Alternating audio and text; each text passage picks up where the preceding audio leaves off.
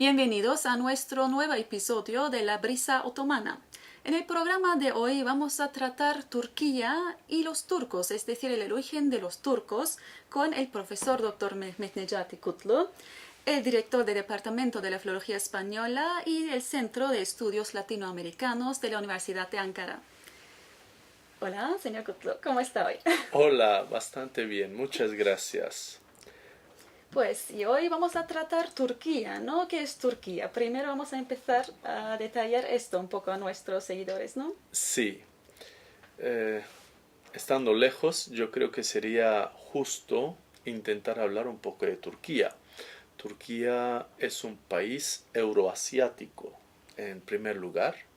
Euroasiático en el sentido de que tiene parte de sus tierras en Europa y otra parte de sus tierras, la gran parte de sus tierras en Asia. Es decir, Turquía es un país situado sobre dos continentes y tiene un área de 800.000 kilómetros cuadrados y tiene una población de 75 millones de habitantes. A veces se piensa como un país asiático, otras veces se piensa como un país europeo. En algunos casos se habla de un país en el Medio Oriente, en otros casos se habla del país que está en los Balcanes. Y por fin también hemos oído de que está en el Cáucaso. Eso es un dilema continuo, parece, ¿no? Naturalmente, pero lo cierto y lo justo yo pienso que es decir que está en medio de todo eso. O sea, no Sí. podemos negar que Turquía tiene una parte medio oriental, que es un país asiático porque tiene el 90% de sus tierras en la parte asiática, en Anatolia, que es Asia Menor, pero tampoco se debe negar que Turquía es un país europeo, en primer lugar porque tiene tierras, a pesar de ser la pequeña parte del país, pero tiene sus tierras en Europa, tiene sus tres provincias, ¿no? En la parte europea, y es un país balcánico porque esa parte precisamente es parte de los Balcanes, junto a nuestros países, a nuestros queridos hermanos que son los griegos, los búlgaros, los rumanos, los serbios, albaneses, etcétera, los macedonios, ¿no? Que están ocupando esa parte del mundo.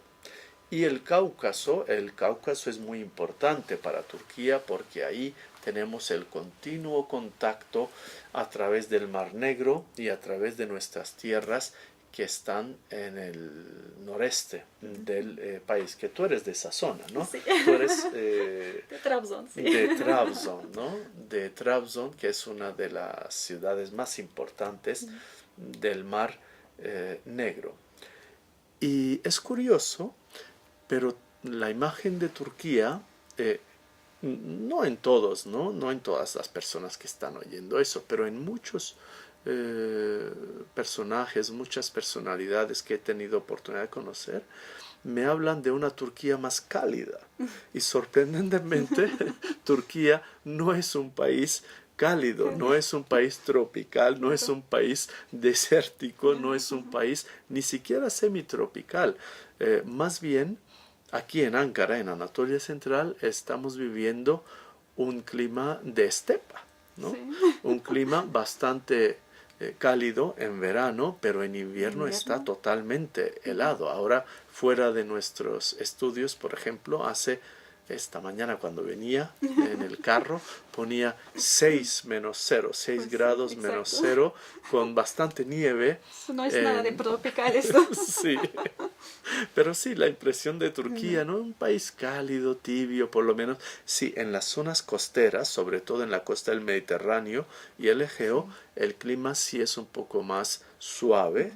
Sin embargo, en el interior, en Ankara, no tiene nada que ver. Es un país donde hay nevadas fuertes en invierno, en cambio en verano hace bastante calor también.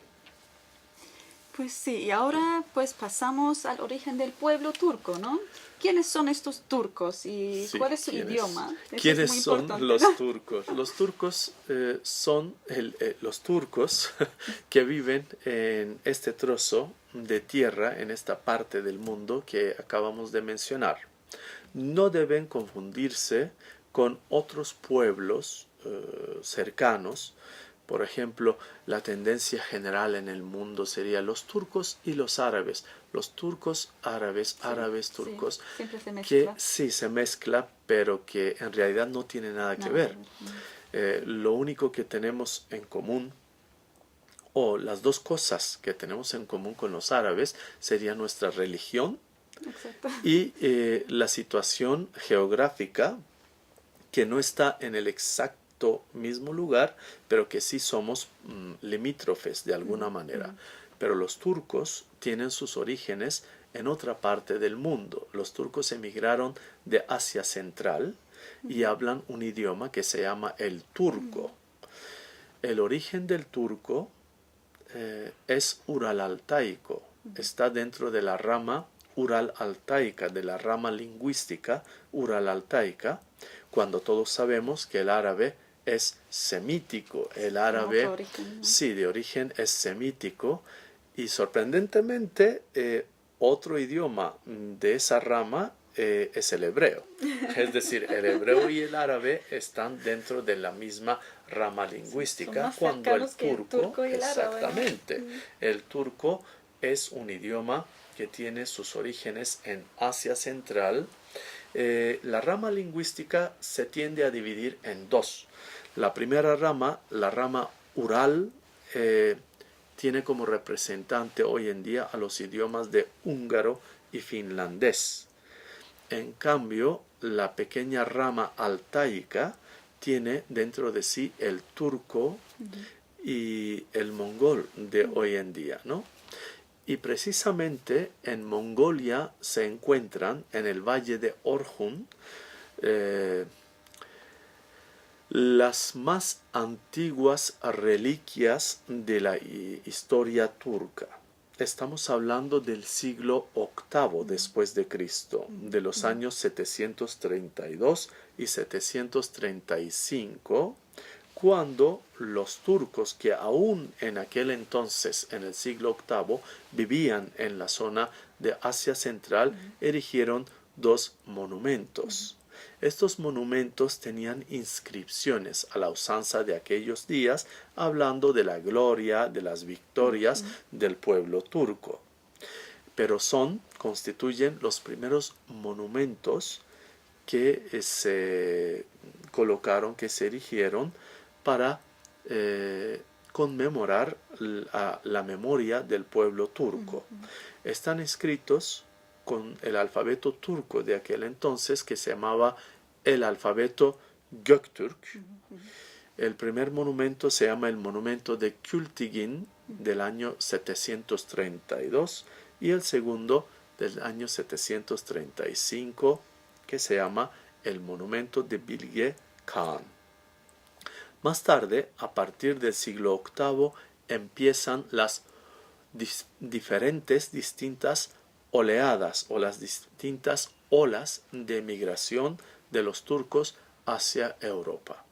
Una parte de ellos pasan por el norte del Mar Negro, cuando el grueso o la parte más importante de estas oleadas se dirige hacia Anatolia, hacia el Medio Oriente, o pasando por Anatolia seguirán hacia Europa. Precisamente hablaremos de esas oleadas, más bien de los resultados de las oleadas, porque estas olas que inician en el siglo VIII se culminan, dan su resultado, digamos, concreto y grande e importante justo en el año 1071. ¿Te acordarás del año 1071? Pues sí, la guerra, ¿no? La batalla de Malazgirt. La batalla de Malazgirt se da en el año 1071. Se trata de los turcos selyúcidas, ¿no? Los turcos selçuks, que en español son los turcos selyúcidas, se enfrentan el 26 de agosto de 1071 con los bizantinos. El imperio bizantino, el Bizancio, es quien controla en el siglo XI a Anatolia, y en las puertas de Anatolia, en lo que es hoy en día el este extremo de Turquía, la frontera turco-iraní de hoy en día, cerca de Van, se encuentra la localidad llamada Malazgirt. La batalla se conoce con el nombre de Manzikert también. En algunos libros aparece con ese nombre y ocurre el día 26 de agosto de 1071, donde se enfrentan los turcos selyúcidas y el ejército bizantino. Veremos los detalles de la batalla y sobre todo sus resultados, porque así se abrirán las puertas a la soberanía turca, las puertas de Anatolia a la soberanía otomana. Pues muchas gracias, señor Kutlu. Acabamos el programa de esta semana dando una pequeña pista sobre la batalla de Malazgirt, sobre el que vamos a seguir más detalladamente la próxima semana, y la soberanía turca en Anatolia. Adiós.